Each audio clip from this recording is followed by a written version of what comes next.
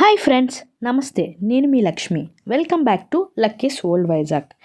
ఈరోజు మీకు చూపించిపోయే recipe chocolate sandwich.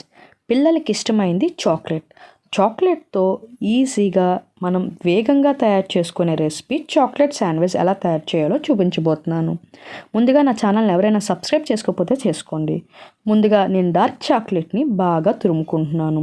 మనం క్యారెట్ తురుముతాం కదా, దాంతో తురుముకుంటే సరిపోద్దండి డార్క్ చాక్లెట్ని. తర్వాత 2 బ్రెడ్ స్లైసెస్ని తీసుకున్నాను. దానిపైన బటర్ కానీ గీ కానీ ఏదైనా ఉంటే రెండిట్లో ఏదో ఒకటి బ్రెడ్ పైన స్ప్రెడ్ చేసుకోవాలి. మొత్తం బ్రెడ్ అంతటికి స్ప్రెడ్ చేసుకోవాలి. తర్వాత ఒక బ్రెడ్ స్లైస్ మీద పీనట్ బటర్ని తీసుకొని దాన్ని కూడా మొత్తం బ్రెడ్ అంతటికి స్ప్రెడ్ చేసుకోవాలి.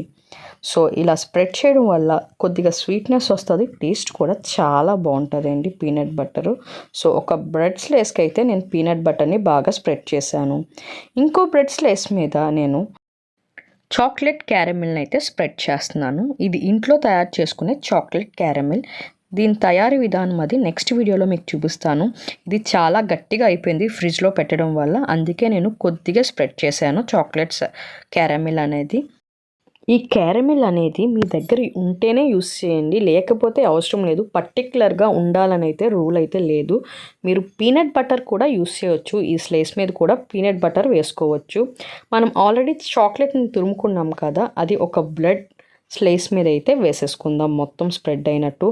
మనం చీజ్ ఎలాగ వేస్తామో అలాగే ఈ చాక్లెట్ని తురుమును కూడా మొత్తం ఒక బ్రెడ్ స్లైస్ మీదకైతే ఫుల్ నింపేద్దాము. ఇది నింపేసాం కదా, ఈలోపు మనం కడా పెట్టుకొని కొద్దిగా గీ వేసుకొని కొద్దిగా హీట్ అయ్యే వరకు వెయిట్ చేద్దాం. మనము బటర్ కూడా యూస్ చేసుకోవచ్చండి. ఈలోపు హీట్ అయింది కదా, ఇప్పుడు ఒక బ్రెడ్ స్లైస్ మీద మరో బ్రెడ్ స్లైస్ అయితే ఉంచండి. ఇప్పుడు ఆల్రెడీ హీట్ చేసుకున్న ప్యాన్ మీద అయితే ఈ బ్రెడ్ స్లైస్ని అయితే ఉంచండి. ఇది మీడియం ఫ్లేమ్లో పెట్టే కాల్చుకోవాలి ఈ బ్రెడ్ని. అలా మీడియం ఫ్లేమ్లో పెట్టడం వల్ల లోపల చాక్లెట్ కరుగుతుంది, మాడిపోకుండా కొద్దిగా రోస్ట్గా వస్తుంది. సో ఒక పక్క అయితే బాగా కాలిన తర్వాత దాన్ని రివర్స్ చేసుకోండి మళ్ళీ బ్రెడ్ని. దాన్ని ఇంకొద్దిగా కాలాలి కాబట్టి కొద్దిగా గీ అప్లై చేసుకోండి. గీ ఏంటి ఎక్కువ యూస్ చేస్తున్నాను అనుకుంటున్నారేమో, గీ అన్నది హెల్దీ అనండి. ఎవరైనా సరే గీ అన్నది తినొచ్చు. మనకి డైట్ ప్లాన్ అనేది చేసేటప్పుడు కూడా గీతోనే ఎక్కువ వంటలు అవి కూడా చేసుకుంటారు కదా. సో గీ వల్ల ఏ ప్రాబ్లం ఉండదండి. లోపల చూస్తే చాక్లెట్ కూడా బాగా కరిగిపోయిందో చూసారు కదా, చాలా డెలిషియస్గా ఉంటుందండి ఈ రెసిపీ. పిల్లలకి 100% చాక్లెట్ అంటే ఇష్టం కదా, అందుకే ఇష్టంగా తింటారండి. పిల్లలనే కాదు పెద్దవాళ్ళకి కూడా చాక్లెట్ ఇష్టమే కదా, కాబట్టి చాలా బాగుంటుంది ఈ రెసిపీ. కొద్దిగా పాలు యాడ్ చేశాను. మనకి రెండు పక్కల బాగా కాలింది కదా, అందుకే కొద్దిగా పాలు అయితే యూస్ చేశాను. పాలు వేయడం వల్ల మనకి సాఫ్ట్గా వస్తుందండి బ్రెడ్ అనేది. మనకి క్రిస్పీనెస్గా కాకుండా కొద్దిగా సాఫ్ట్నెస్గా వస్తుంది, క్రీమీగా అనిపిస్తుంది.